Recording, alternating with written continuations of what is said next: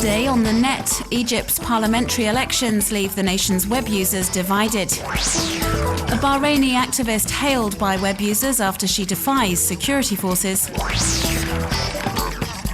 And explore real crime scenes with the New York Times.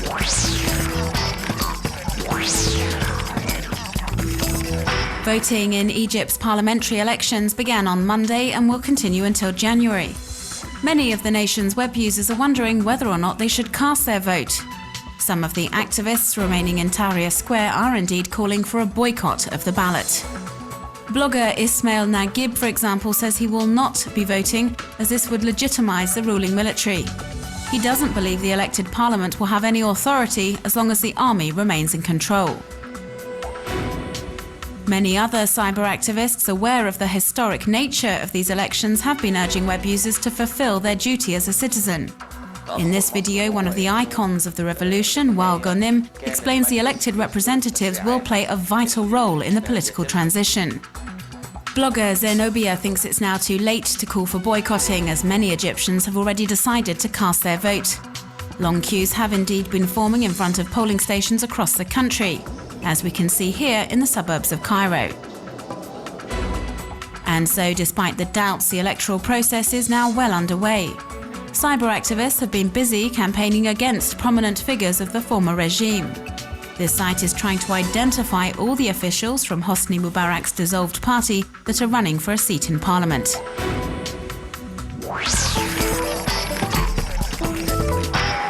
These images were filmed on Saturday in Aali in Bahrain and have been circulated all over the web.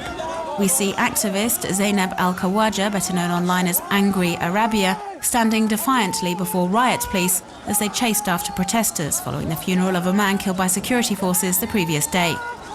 Her act of bravery has sparked an avalanche of commentary online. Zainab Al-Khawaja herself has taken to social networks to explain why she acted in this way. Through a series of Twitter posts, she says it was not premeditated and was almost a natural reaction when faced with the brutality of the riot police, who, as we can see in this amateur video footage, fired tear gas at protesters. She adds that to her great surprise, she was neither arrested nor beaten for her actions. The pictures of Zainab standing between police and protesters were soon posted onto sharing sites and were met with widespread reaction. Messages have been pouring in from web users, hailing the activist's bravery and describing her as a veritable heroine, fighting for the good of the people of Bahrain. Others, like this Twitter user, feel that with this courageous act, the young woman has proved herself to be a worthy successor to her father, Abdul Hadi Al-Khawaja, a prominent Bahraini blogger and human rights activist who was sentenced to life imprisonment in June for organising anti-government demonstrations. She's been widely praised, but the new icon of Bahrain's protest movement has her feet firmly on the ground. Zainab has posted a message online saying the real heroes are all the unknown anti-government protesters who have been facing the riot police for months. Since 2009, the New York City Police Department has been using a camera called PanoScan to create 360-degree panoramic images of crime scenes. The New York Times has uploaded some of these interactive shots, which come with an audio commentary from a police officer, so web users can explore these crime scenes. Please be warned, some of the scenes are not for the faint-hearted. Involved a homicide in the 113th precinct area of Queens. British film director Ken Russell died on Sunday at the age of 84.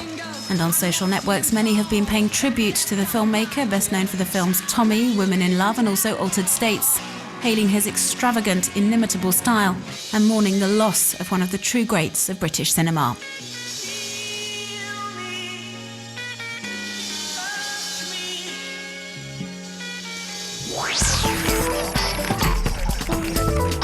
Artists Joe Hill and Max Lowry teamed up with a famous sportswear brand to break the world record for the largest piece of 3D street art ever. You can see the painting for yourself in this video. It was unveiled in London and has won a place in the Guinness Book of World Records. Somebody, on the other side of the world created a picture that was 1,111 meters squared, which is vast. So we've had to adjust. We've made it bigger, we've made it wider.